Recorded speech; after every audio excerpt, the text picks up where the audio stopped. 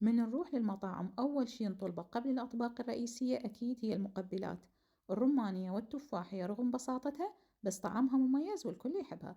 فخلونا نصلي على محمد وآل محمد ونبدي هالوصفة خطوة بخطوة. راح أستخدم رمانتين كبيرة الحجم، فرطت الحب مالت الرمان وراح أضيف كوب من الروبة اللي هو اللبن الزبادي، وراح أضيف ملعقة طعام من السكر ورشة ملح بسيطة وعصرة ليمون بسيطة، وأمزج المكونات. أصبها بطبق التقديم وأزينها بحب الرمان، وبهذا تكون مقبلات الرمانية جهزت ويانا بكل سهولة. لتحضير مقبلات التفاحية راح أستخدم تفاحتين أي نوع متوفر، لكن يفضل اللي لونه أخضر لأن بيه نسبة حموضة خفيفة.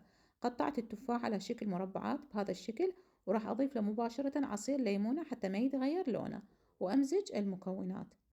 للصوص راح أحتاج كوب روبة، ملعقتين طعام من المايونيز، ورشة ملح بسيطة، وعصير برتقالة كاملة. أمزج المكونات وهيج صار عندنا الصوص جاهز. أصب الصوص فوق التفاح المقطع وأمزج المكونات، وبهذا تكون مقبلات التفاحية جهزت ويانا. مكوناتها قليلة وتحضيرها سريع بس النتيجة طبق يشهي يفتح النفس. جربوا هالنوعين وألف صحة وعافية، وكتبوا لي رأيكم بالتعليقات.